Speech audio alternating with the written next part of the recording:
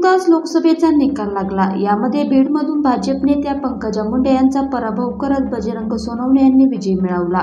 बजरंग सोनवणे यांना शरद पवार गटाकडून उमेदवारी देण्यात आली होती। मात्र आता बीडमधून एक मोठी बातमी समोर आली आहे।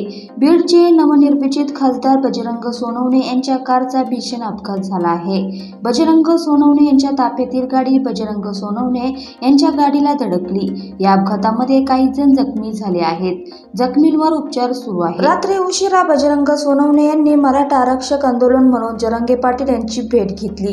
या भेटीनंतर ते परतत असताना हा अपघात झाला आहे। बजरंग सोनवणे यांच्यासह इतर सर्वजण सुखरूप असल्याचे समोर आले आहे। जालना जिल्ह्यात धुळे सोलापूर महामार्गावर रात्री उशिरा हा अपघात झाला आहे। या अपघातामध्ये काही जण जखमी झाले आहेत। जखमींवर उपचार सुरू आहे। बजरंग सोनवणे यांच्यासह इतर सर्वजण सुखरूप असल्याची माहिती समोर आली आहे।